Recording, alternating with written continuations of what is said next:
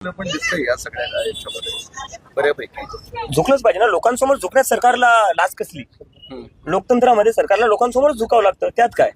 नाही, असं आहे की काही गुन्हे इतर राज्यातनं अजून मागे घेण्याच्या संदर्भात काही सरकारशी बोलणं झालं का? म्हणजे बोलणं चालू आहे, आश्वासन दिलं होतं, लेखी अजून काही आले नाही, आम्ही त्याचीच वाट बघतोय.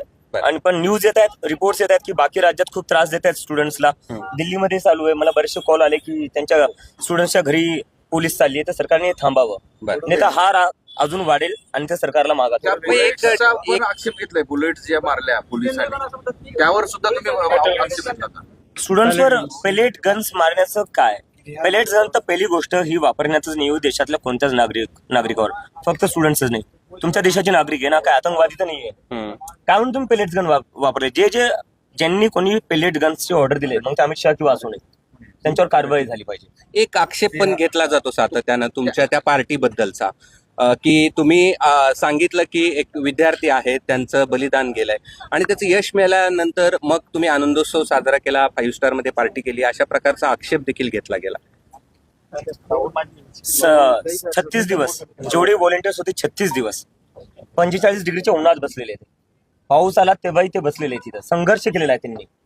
त्याच्यानंतर जर एवढा मोठा विजय भेटला तर मग त्यात काय? हे भाजपवाले इलेक्शन जिंकल्यावर काय करतात?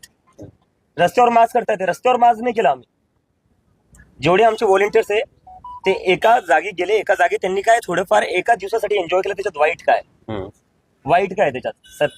36 दिवसांचा कोणी संघर्ष करतोय. या भाजपवाल्यांसारखे रस्ते तर अडवले नाही, रस्त्यावर तर मार्च दाखवला नाही. पण आक्षेप एवढाच आहे की 21 विद्यार्थ्यांच्या आत्महत्येनंतर 21 विद्यार्थ्यांनी आत्महत्या केली आणि त्यानंतर हे आंदोलन झालं आणि त्यानंतर ही पार्टी आहे. यावरती जास्त करून मला तुम्हाला हे विचारायचं, 21 विद्यार्थ्यांच्या आत्महत्येनंतर धर्मेंद्र प्रधानचं स्वागत करताना भाजपला लाज नाही वाटली संसदेत? तुम्ही आम्हाला काय प्रश्न विचारताय? आमच्यामुळे आत्महत्या केली. अभिजित, एक वेगळा प्रश्न. घरी आल्यावर नेहमीच स्पेशल असतं. मुलांच्या उधळणीत स्वागत करण्यात आलं, सगळे आनंदी आहे, खुश आहे. आमचा मुलगा आता घरी थांबेल बरंच वेळ असं पालक सांगतायत. भाऊ थांबायची इच्छा आहे, पण काही जास्त वेळ थांबता येणार नाही. बरं, एक आणखीन असं आहे की आई वडिलांनी सकाळी बोलताना असं म्हटलं की अभिजित आता आमचा गुरु झालाय, आमचा पालक झालाय. देशाला त्यांनी काहीतरी दिलंय. हा क्षण किती महत्वाचा आहे या आंदोलनानंतरचा? काही क्षण महत्वाचा नाही. घरात गेल्यावर मला चापटा पडतील. भीती वाटते. सरकारला घाबरत नाही. पेपर लीक अभिजित सरकारला घाबरत नाही, पण आई वडिलांना घाबरतो थोडं. थोडंफार घाबरावंच लागलं. बरं, हिंदीमधून या सगळ्या संदर्भातली आपली काय हिंदी में आप बताइए कि कितने दिनों के बाद आप घर आए? तो कितने दिन के बाद घर आए? 40 दिन के बाद